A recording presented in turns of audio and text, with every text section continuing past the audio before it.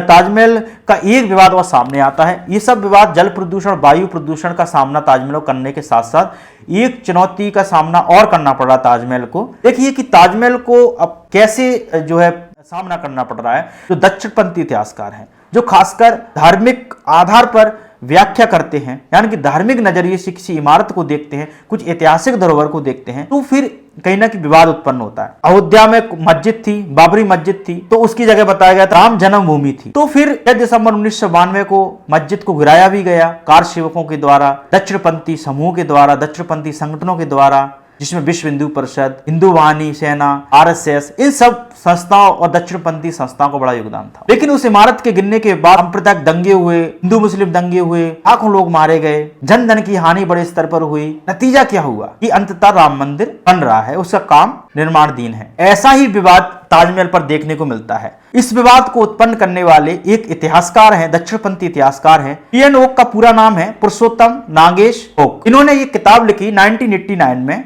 Taj Mahal the true story. इस किताब में ये बताते हैं कि ताजमहल की जगह एक राजपूत महल था, और एक राजपूत महल था यानी कि एक शिव मंदिर हुआ करता था। और बताते हैं उनका आधार है कि इस जगह पर तेजो महालय हुआ करता था। मुगल बादशाहों ने, मुगल शासकों ने हिंदू मंदिरों को क्षतिग्रस्त करके इस तरीके की मुगलों ने अपने धार्मिक स्थल बनाए, अपने मकबरे बनाए, अपनी इमारतें बनवाई, अपने किले बनवाए, इस तरह जो मस्जिदें बनाई, इनके नीचे कहीं ना कहीं हिंदू धार्मिक स्थल हैं। और ऐसा ही नहीं कि पी ओक की थ्योरी का सहारा लेकर इसका विवाद आगरा कोर्ट में, इलाहाबाद हाई कोर्ट में, सुप्रीम कोर्ट तक ये विवाद गया। लेकिन supreme court, archaeological survey of India और बड़े बड़े इतिहासकारों ने इन सब दावों को खारिज किया। पीएन जो ओक हैं, उनके सिद्धांत को खारिज किया गया। जैसे आर्कियोलॉजिकल सर्वे ऑफ इंडिया और सुप्रीम कोर्ट और केंद्र सरकार ने इस सब चीजों को खारिज कर दिया कि नहीं, ये ताजमहल ही था और ताजमहल के नीचे कोई मंदिर नहीं है। उत्खनन करना, इसको तोड़कर यहाँ पे इसके नीचे खुदाई करना मतलब अनावश्यक है। एक तरीके से ये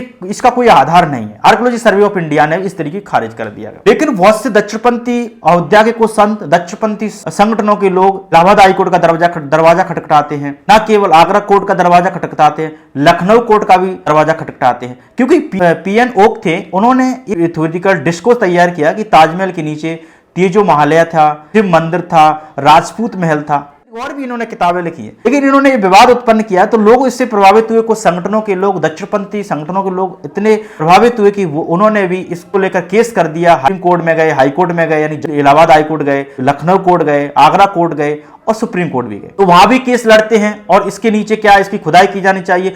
और दक्षिणपंथी इतिहासकारों और दक्षिणपंथी लोगों का यह मानना है ताजमहल में जो 22 कमरे हैं वो बंद हैं, इनको खोला जाना चाहिए और दुनिया के सामने दिखाई देना चाहिए कि इन बंद कमरों का रहस्य क्या है। और इन बंद कमरों में उनका दावा है कि हिंदू देवी देवताओं के मूर्तियां हो सकती हैं, हमारे धार्मिक शास्त्र हो सकते हैं, इसलिए इन बंद कमरों को खोलकर इनका जो है उत्खनन का काम किया जाना चाहिए। लेकिन ये आर्कियोलॉजिकल सर्वे ऑफ इंडिया और कुछ इतिहासकारों का मत है कि इससे ताजमहल दुनिया में भारत की आन शान को बढ़ाता है, भारत आन शान को बढ़ाता है, इसलिए इसकी खुदाई करना संभव नहीं है। इसे धार्मिक नजरिए से देखना सही नहीं है। और भारत सरकार और सुप्रीम कोर्ट ने भी इस प्रकार के दावों को खारिज कर दिया गया।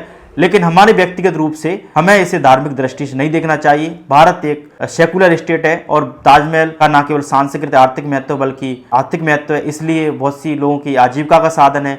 और दुनिया में ताजमहल न केवल भारत की प्रतिष्ठा बढ़ाता है बल्कि दुनिया में हमारा नाम रोशन होता है कि एक प्रेम की निशानी, भारत की आन शान का प्रतीक। और यूनेस्को की धरोहर सूची में भारत का पहला स्थल जो शामिल है और ताजमहल है, इसका हमें संरक्षण करना चाहिए, हमारी सरकारों का सहयोग करना चाहिए।